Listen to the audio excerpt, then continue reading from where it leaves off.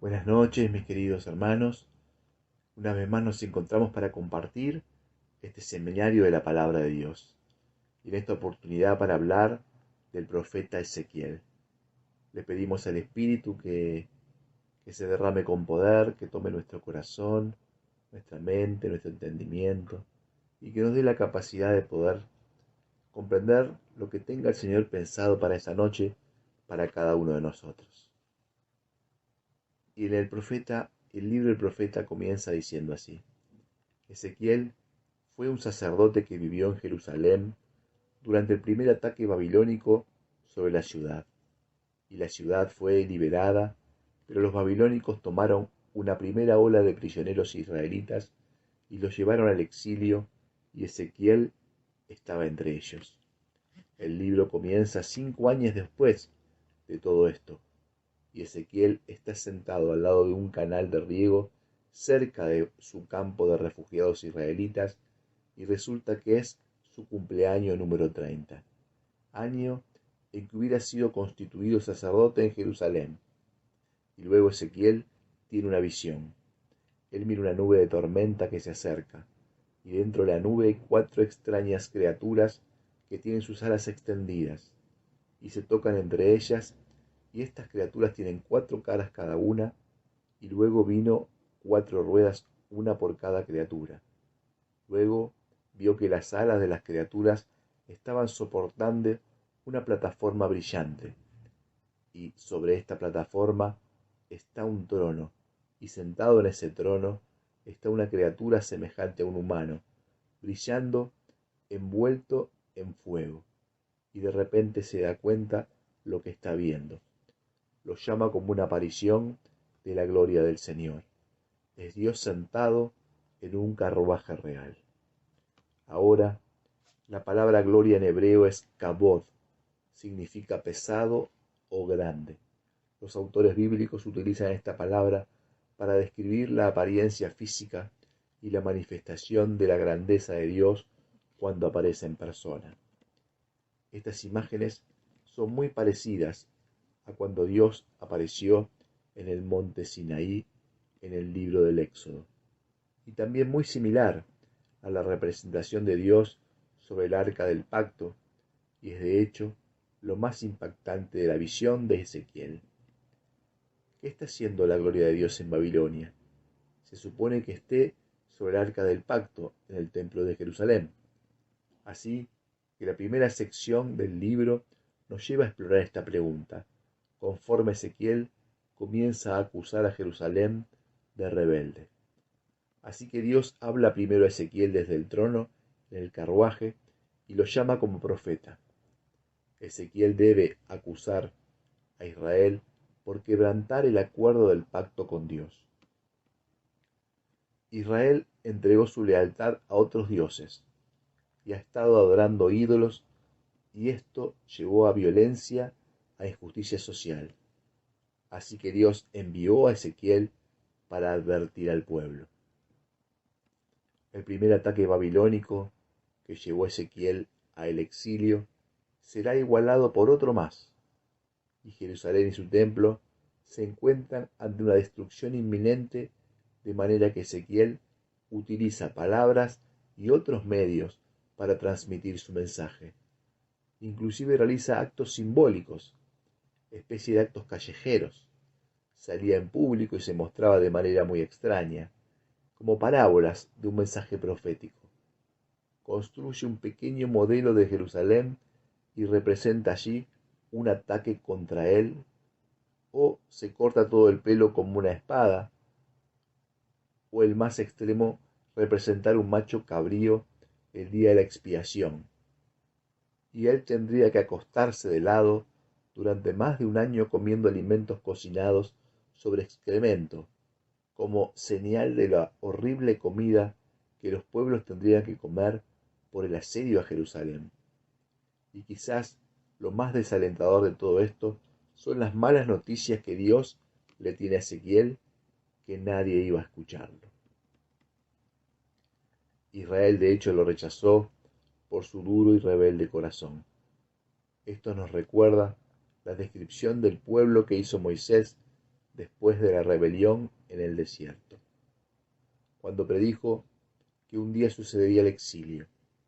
Y Ezequiel tuvo el desafortunado privilegio de ver todo esto suceder. Así que el desánimo del profeta comienza a hacer su tarea y después de más o menos un año tiene otra visión. Esta vez se acerca al templo y mira lo que está pasando allí y no es nada bueno tampoco. En el atrio exterior anterior al templo, él mira una enorme estatua inmóvil y luego mira a los ancianos de Israel adorando a otros dioses, tanto fuera como dentro del templo. Y luego miró a las mujeres de Israel adorando a un dios babilónico llamado Tamuz, y la visión termina con el glorioso carruaje del trono de Dios alejándose del templo en dirección a Babilonia. Así que en el capítulo 11 vemos por qué y cómo la gloria de Dios se apareció a Ezequiel en Babilonia. La idolatría de Israel y su quebrantamiento del pacto se ha vuelto tan obvio y ofensivo que Dios ha abandonado el templo. Lo han apartado y lo han entregado para su destrucción. Pero Dios no abandona a su pueblo, más bien se fue al exilio con ellos. Y así que al final de esta visión, en el capítulo 11, Dios promete que traerá de vuelta a la tierra un remanente de Israel y los transformará al sustituir su corazón de piedra por un tierno corazón de carne, para que puedan amar y seguir a su Dios. Esto es un pequeño destello de esperanza, el cual rápidamente se sumerge bajo la realidad de una inminente destrucción. Pero en el capítulo 11 es una transición clave y nos ayuda a entender cómo ha sido diseñado el resto del libro. Las siguientes 3 secciones son anuncios del juicio de Dios. Primero sobre Israel, después sobre las naciones alrededor de Israel y luego solo sobre Jerusalén. Pero luego, después de eso, la conclusión llena de esperanza del capítulo 11 se desarrolla en las últimas 3 secciones del libro. Primero, esperanza para Israel, luego esperanza para las naciones y luego para toda la creación. Del capítulo 12 al 24, juicio venidero de Dios sobre Israel. Y esta es una colección de diversos ensayos y poemas, ya que Ezequiel muestra su afición por las parábolas y las alegorías. Describe a Israel como una vara quemada e inútil, o como una esposa rebelde. Todas son descripciones de la rebelión insensata y de la idolatría de Israel que los lleva a la ruina. En esta sección Ezequiel también actúa como un abogado y empieza a argumentar el caso de que primero que nada la destrucción de Jerusalén es realmente merecida como consecuencia de no respetar el pacto, e incluso que las personas más justas del mundo como Noé, Daniel o Job estuvieran vivas y orando para que Dios liberara a Israel, y Dios no aceptaría sus oraciones porque ya es demasiado tarde. La bondad de Dios, de hecho, demanda que Él aplique su justicia sobre esta generación de Israel. El exilio se ha vuelto inevitable. Después Ezequiel se enfoca en las naciones de alrededor de Israel y luego en los 2 estados más poderosos de la región, Tiro y Egipto. Israel se ha aliado con estas naciones y ha adoptado a sus dioses e ídolos. Así que Dios acusa a los reyes de Tiro y Egipto de la arrogancia de considerarse a sí mismos como dioses, que pueden definir el bien y el mal como sus propios términos. Y Dios hace responsables a estos reyes de su orgullo y anuncia que Él usará a Babilonia para hacerlos caer. Ellos se enfrentan a la justicia de Dios junto con todos los demás. Después de estas secciones realmente intensas, tenemos una breve historia en el capítulo 33. Ezequiel se encuentra con un refugiado que acaba de llegar de Jerusalén, y él reporta que Babilonia ha atacado la ciudad, y que la ciudad ha caído, y que el templo ha sido destruido, y las sombrías profecías de Ezequiel se han vuelto una realidad. Pero recuerda que al final del capítulo 11, esto no es el fin de la historia, así que exploraremos la profunda visión de la esperanza de Ezequiel. Primero para Israel, luego para las naciones y al final para toda la creación. La esperanza para Israel comienza con Dios prometiendo levantar un nuevo David, un rey mesiánico, que será la clase de líder que Israel necesita, pero nunca tuvo. Y este nuevo Israel, que estará bajo el gobierno de este rey mesiánico, será un pueblo transformado. Dios le dará nuevos corazones, enviará su espíritu a su pueblo para que puedan amar y obedecer a su Dios. Y esto se desarrolló en la siguiente visión extraña. Ezequiel mira un enorme valle de huesos secos, de huesos humanos secos, y Dios le dice que es una imagen, una metáfora del estado espiritual de Israel. Su rebelión contra Dios resultó en el exilio y la muerte de muchos, pero también fue la muerte metafórica del pacto con Dios. Y Dios le dice a Ezequiel que su espíritu vendrá para traer a su pueblo de vuelta a la vida. Y así un viento viene y ocasiona que todos los huesos se levanten, y los llena de aliento de vida. Crece piel sobre los huesos, y de repente Ezequiel mira a todos estos nuevos seres humanos parados delante de él.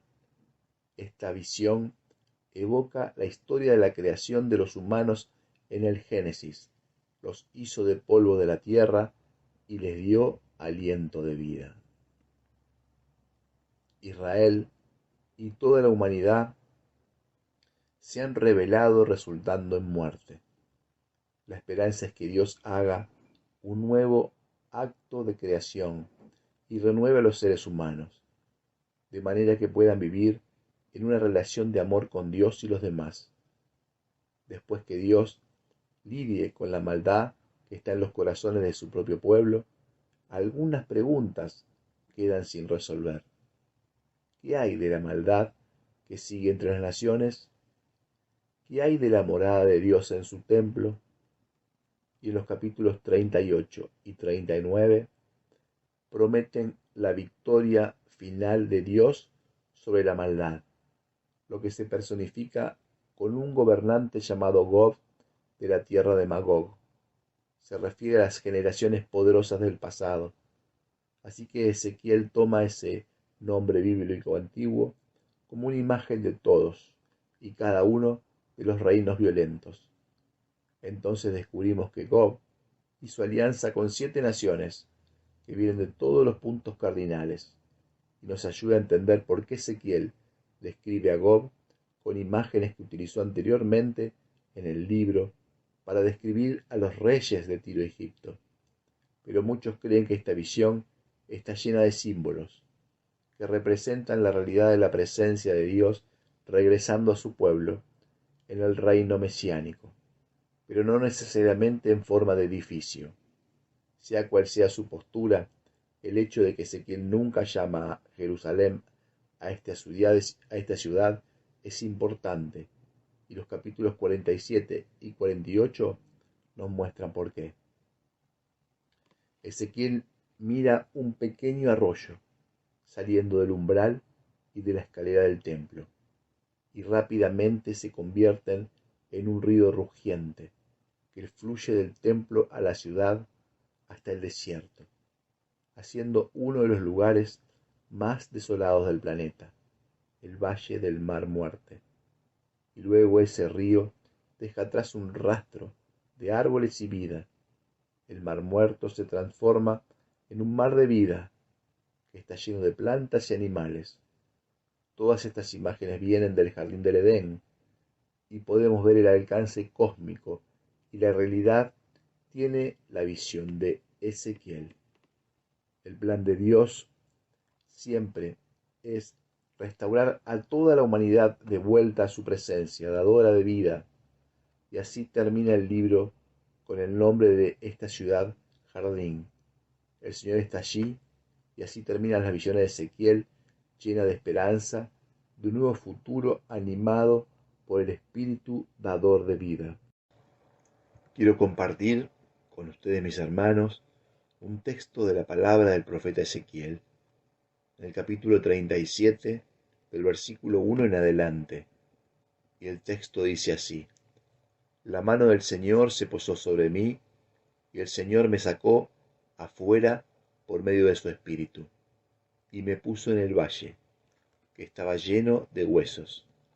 Luego me hizo pasar a través de ellos en todas las direcciones, y vi que los huesos tendidos en el valle eran muy numerosos y estaban resecos. El Señor me dijo: Hijo de hombre, ¿podrán revivir estos huesos? Yo respondí: Tú lo sabes, Señor. Él me dijo: Profetiza sobre estos huesos, diciéndole: Huesos secos, escuchen la palabra del Señor. Así habla el Señor a estos huesos: Yo voy a hacer que un espíritu penetre en ustedes, y vivirán. Pondré nervios en ustedes, haré crecer carne sobre ustedes, los recubriré de piel, les infundiré un espíritu, y vivirán. Así sabrán que yo soy el Señor. Palabra de Dios. Bendito seas, Señor. Te alabo y te bendigo en este texto de la palabra tuya, por medio del profeta Ezequiel. Nos diste esta historia, Padre, del profeta, en la historia del hombre, tal como venimos compartiendo en anteriores enseñanzas. El hombre en sus caídas, el hombre en su acercamiento al Señor. Al Señor, viendo al hombre en idolatrías, en errores, y volviendo a Él por medio del profeta, por medio de Dios que lo llama por medio de su Espíritu. Y esta palabra, mostrándonos el valle de los huesos secos, es una demostración viva, metafórica de lo que Dios nos ha venido hablando a lo largo de todo este tiempo. El hombre vive en un valle de huesos secos, porque está seco en su interior, porque el mal obrar, sus malas formas de vivir, lo han llevado a una sequedad interior, que permanecen muertos a la vida que Dios propone para cada uno de ellos. Es por eso que Dios, aún así viendo un valle de huesos secos, hablando con el profeta, le invita a profetizar sobre esos huesos secos, para que estos escuchen al Señor. Porque ahí donde vemos huesos secos que cualquiera de nosotros veríamos en nuestra vida inclusive, en nuestro mundo, en nuestra familia, en el mundo mismo, cuando vemos huesos secos en la maldad, en la hipocresía, en el gobierno, en tantos lugares vemos el mal obrar del hombre que lo lleva a vivir una vida sin dignidad, una vida llena de la hipocresía del hombre, seco totalmente de Dios. Aún ahí en el peor lugar, Dios hace revivir esos huesos secos.